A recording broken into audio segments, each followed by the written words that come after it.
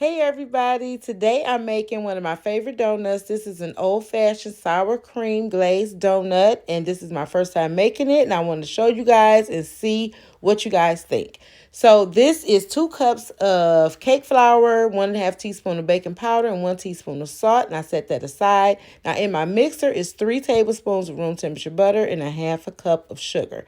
Now I'm putting in 2 room temperature egg yolks. Now, I wanted to cream them all together now for about 10 minutes. By halfway through, I always turn it off and I'm doing just like I would my cake and I'm scraping down my bowl. Then I let that continue to go on while I work with my sour cream mixture. Now, I have 6 ounces of sour cream in my cup and I'm putting like a little less than 1/4 of a teaspoon of nutmeg in here and just stirring that up and adding in a half a teaspoon of almond extract and 1 teaspoon of vanilla extract. You could definitely just use more vanilla. You can omit the almond, but I really like the way it has my cakes tasting with it. So I'm like, okay, I'm going to give it a shot on the donuts. So I started with the cake flour first, of course, and I alternate back and forth with the sour cream. On my last addition of cake flour, as you see, I'm just using a spatula. I didn't want to have the machine going the whole time, just making it tough, just working that gluten in there like that. I'm like, no, I want to make sure it's tender. I don't want to overwork the batter.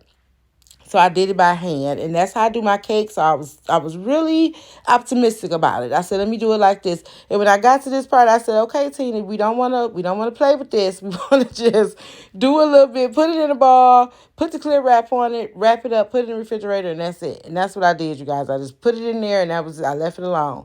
So when I took it out, I put a little more flour on my counter, and I just rolled it out. It was supposed to be a 1/2 inch thick, and some spots, y'all, was a 1/2 inch thick, and I'm just not even gonna say some of the other spots was not a 1/2 inch, but we're gonna continue on because it was all right.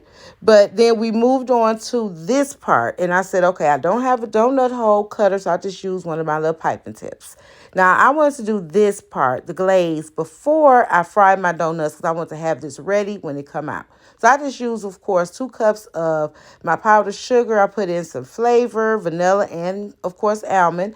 And I also want to put in a little butter and some cold milk. So when it was looking like this consistency, I was good. I was satisfied. So now my temperature of my oil is 330. A lot of people had different ideas about it. I said, I'm going to just go with 330 and hope for the best. So I put them in. They sunk to the bottom. They did what I've kind of seen. Everyone says that's what they're supposed to do. I said, okay, they're doing what they're supposed to do. So I'm good.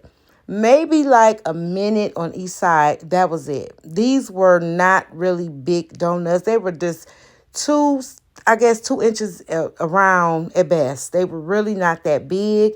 So they did not have to cook that long. And like I said, some of them really was not the whole 1/2 inch. So they were in there like a minute on each side. And look at this, you guys. When I tell you they were so delicious, I said, okay, I'm going to put my glaze around this whole donut. I'm not going to do one side. I want the whole thing completely glazed. I just said I'm going to make sure the inside is soft, and it was really good. I was so surprised. I had like 2 little trays of these, and they were so good. They did not last long, y'all.